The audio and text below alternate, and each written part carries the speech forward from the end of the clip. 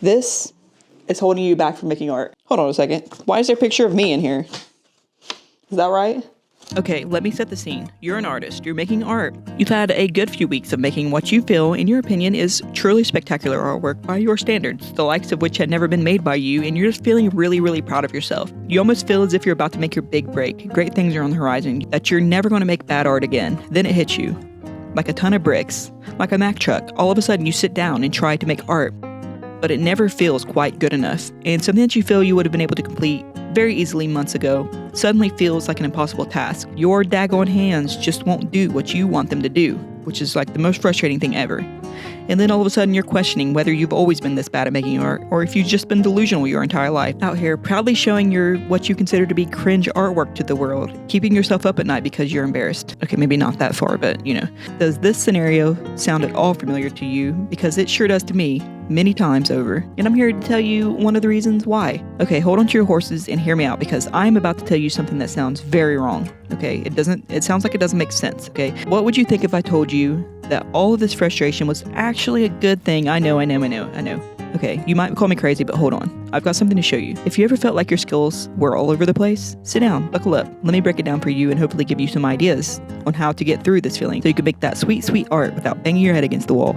Again, it has everything to do with something that I've called the frustration zones. You may be thinking, what the heck is the frustration zone? You made that up, didn't you? I made up the name frustration zone, but not the concept. Gosh, I'm just trying to help. Please cut me some slack, okay? So it all starts with this cute little graph that I made based on some other examples of people explaining something similar. So this blue line is your technical skill. That is how good you are at making art objectively. That's not your opinion of how good you are. That's just how good you are without anyone's opinion. So see how it is always improving despite times of plateaus. When the line is flat, that's good. That's great. That means that you're getting better at art the more you practice. Even if you have periods of time where growth feels stagnant, or even if you've been unable to see the growth yourself, it's still happening in the background and there's nothing you can do about it. But then in comes the pink line, which is your ability to analyze your artwork and any mistakes or things that you feel like you could do better. Notice how this is also going up over time. That's great. You want to be able to see your mistakes because that's what helps you to improve your artwork in the future. If you did not have this pink line, you'd probably be content with being mediocre for the rest of your life, making art anyway. But now, this orange line is the real villain. The orange line is your perceived skill level, and it isn't always accurate. That means how good you personally think your art is, regardless of your actual skill. So sometimes you feel like you're improving super quickly. That's when your perception of your skill level spikes way above your actual skill level. On the other hand, sometimes your perception plummets, and suddenly you feel like you're getting worse. How is that possible? Even though your technical skill is actually increasing. That is weird, right? The entire concept is really evident when you look back at old sketchbook or old art pieces, and you may look back at an old art piece that you remember being really proud of when you made it and think, man, that's hot garbage on a midsummer's day. It's even emitting green, stinky lines with flies flying around it. Because your ability to see the mistakes has increased over time. Imagine your ability to see your mistakes in your art never ever improved. You would never get better because there wouldn't be a reason for you to get better. In your mind, you're already great. You're perfect. There's nothing that you could improve on, because what's there to improve on if you see nothing wrong? I realize that this may be a gross oversimplification of things, but you get the point. There's times when creating art feels so effortless, it feels great, you really look forward to it, you feel like you could do no wrong with your art, and that's where these green circles come in. It's where your perceived skill is high and your technical skill is high at the same time. Your ability to analyze your mistakes is low.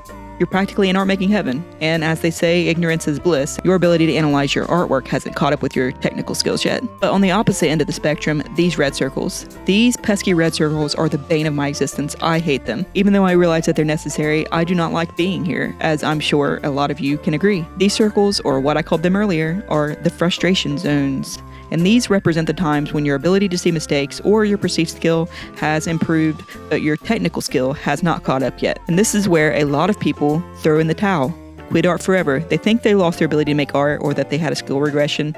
They've hit their peak and now's the time to retire from being an artist. I know this, I'm exaggerating a little bit, but that's how it feels when you're in the trenches of this pesky frustration zone.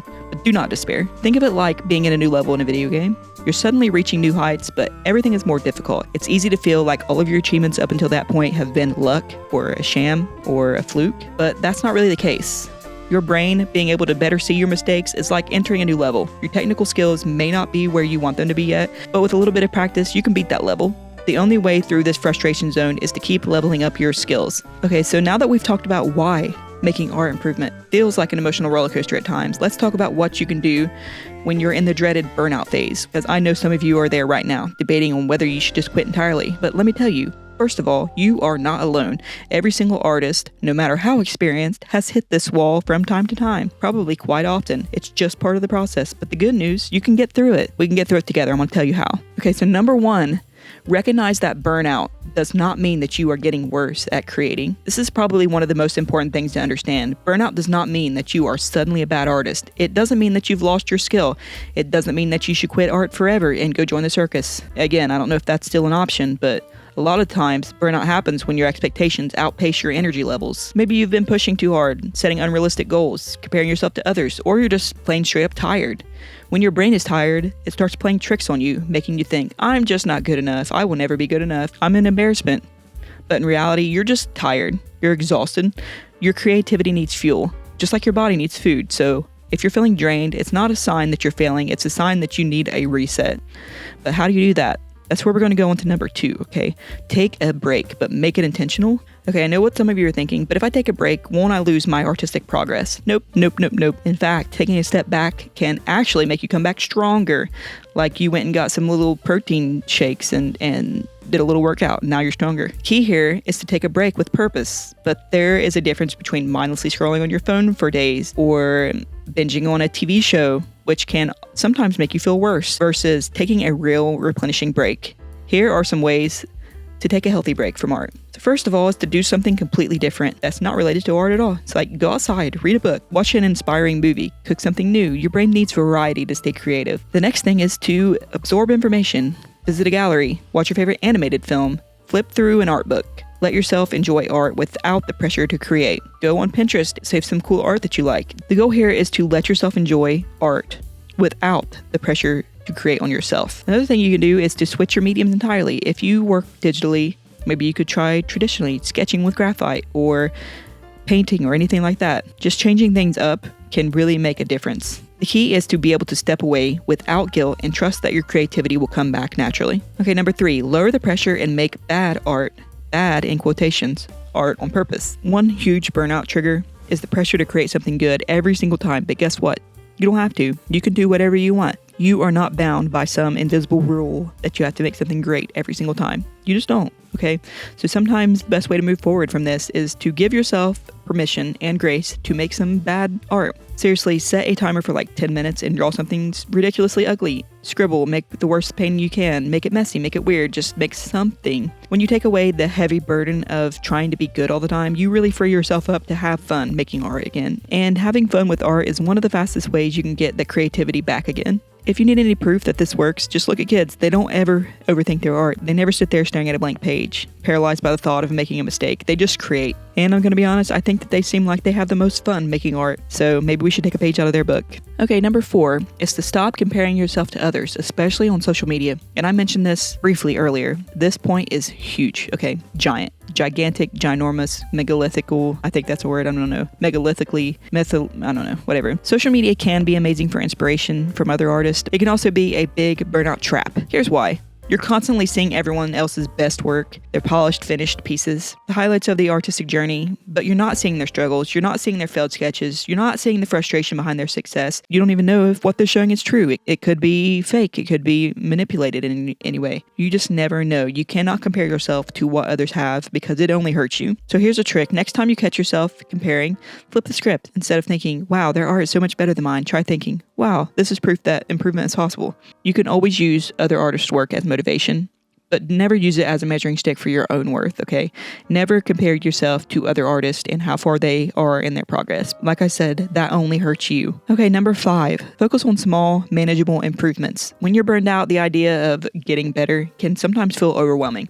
So instead of trying to improve everything all at once, pick one small thing to focus on improving. Maybe today you just practice drawing hands or experimenting with shading, reading some art books to learn some new things, or maybe you focus on learning about color theory. Whatever it is, when you break the improvement down into small pieces, it stops feeling unapproachable, impossible, and instead it becomes manageable. Eventually, all of those little skills that you've accumulated add up into big progress.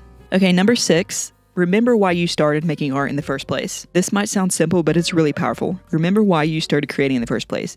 Was it because drawing made you happy? Was it because you liked telling stories through your art? Was it because you liked showing people your art? Was it because you liked drawing silly little goofy guys that make the viewer laugh? Was it because it made you take a break from the heaviness of the real world? Whatever the reason was, hold on to it and think about it, and let that help you make it through the difficult frustration zones, because at the end of the day, art is supposed to be something you love, something that's fun, something that you look forward to doing, not something that makes you miserable or feel like a chore. So if you're feeling burned out, maybe it's time to rediscover the joy in creating. Forget the pressure, forget the expectations, just make art for the sake of making art. And look, burnout happens to everyone. It doesn't mean that you're a bad artist. You're not. It doesn't mean that you're stuck forever. You're not. Or a lost cause forever destined to fail at making art, because you are not that. It just means that your brain is telling you, hey, I could use a little rest and a little reorientation sometimes. So take a break, lower the pressure, and trust that your creativity will come back eventually, because as long as you keep going, even through the frustrations, you will keep improving. So go make art and be nice to yourself, or else. Okay, thank you so much for watching this video. I will hopefully see you in the next one. Okay, bye-bye.